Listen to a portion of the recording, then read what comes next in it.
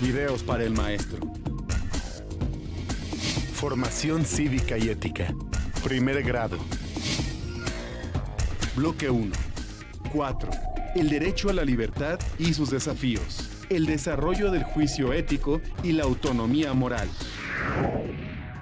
¿Qué tal? ¿Cómo están? Mi nombre es Leticia Landeros, soy pedagoga y participé en la elaboración de los programas de estudio y los libros de texto de formación cívica y ética. Hoy vamos a platicar un poco sobre el desarrollo del juicio ético y la autonomía moral. ¿Cómo favorecer el desarrollo del juicio ético en el aula? Y ahí conviene que recordemos dos asuntos importantes. Uno, el desarrollo del juicio ético es un proceso. ¿Qué significa esto? Pues que no se logra de un momento para otro, sino que se construye a lo largo de la vida y conforme nos enfrentamos a situaciones dilemáticas y éticamente desafiantes. Y dos, se trata de un saber práctico. ¿Esto qué significa?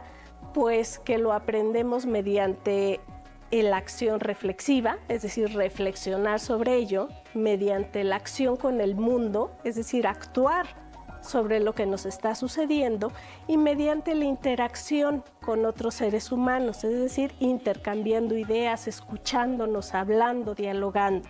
Estas dos ideas, que es un proceso que se estimula a partir de desafíos y que es un saber experiencial de la práctica, nos orienta ya sobre el tipo de cosas que podemos hacer en el aula y que yo quisiera destacar aquí tres. No son las únicas, pero son tres muy importantes.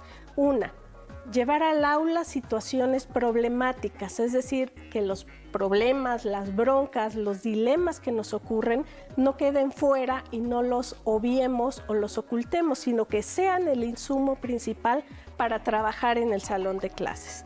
Dos, generar de manera permanente situaciones reflexivas, es decir, que esos problemas no solo se planteen, sino que haya un espacio para pensar sobre esos problemas, para reflexionar, para plantearnos qué es lo que ha sucedido, por qué ha sucedido, qué consecuencias tiene.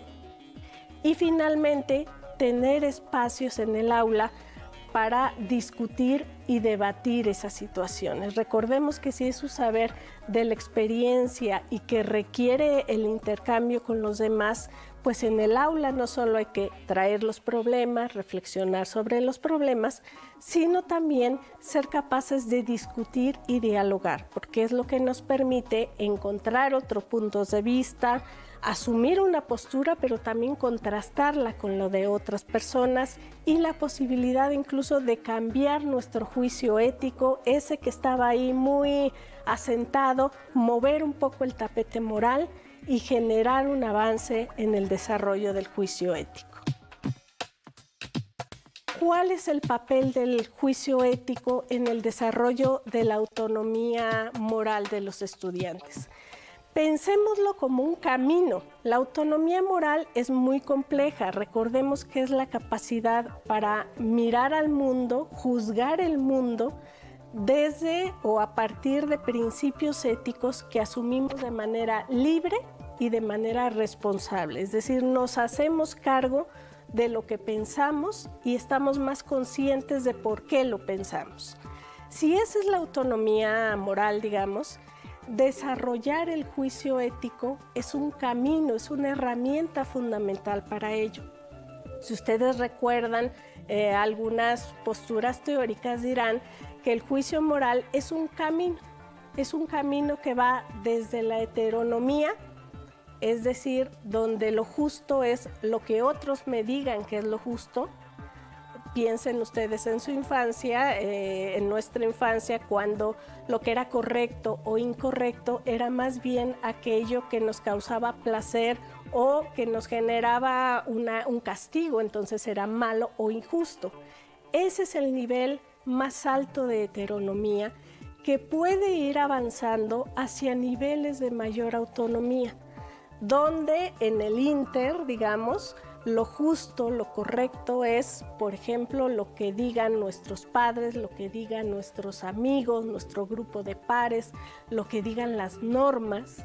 Ese es un nivel mayor hasta alcanzar un nivel de heteronomía donde claro que importe lo que digan nuestros pares, nuestros padres, las normas, pero que seamos capaces de tomar decisiones y de tomar postura ética y de actuar éticamente, no solo a partir de eso que otros dicen, sino a partir de lo que yo considero, a partir de principios éticos que he asumido, que he introyectado, pero que también he pensado y que he asumido.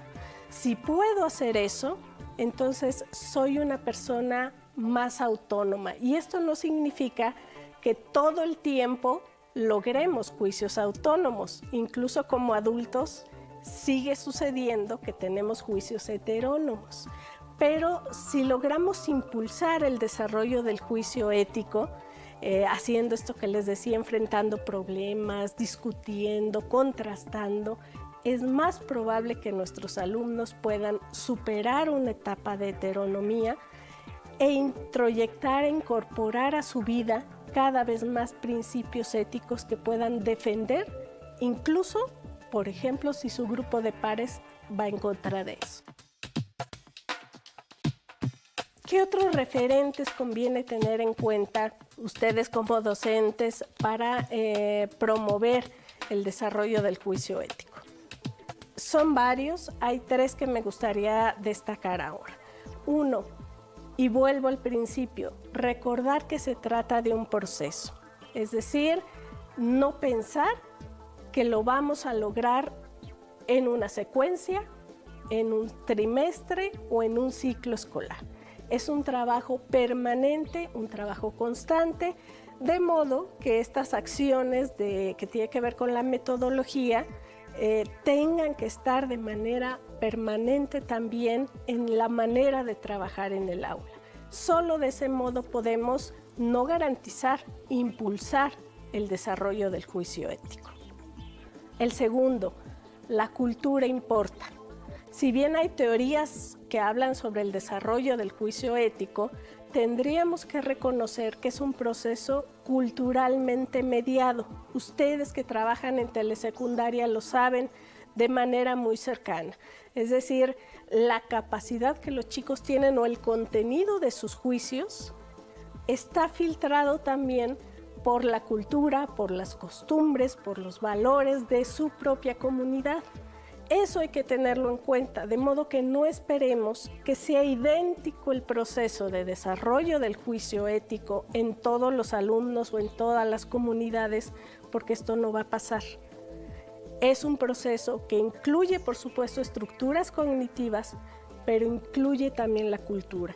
Así que hay que tenerla en cuenta para incorporarla. Hay principios éticos en algunas culturas que vale mucho la pena que se reflexionen, se expliciten y se incorporen, pero también en ocasiones para cuestionarlos.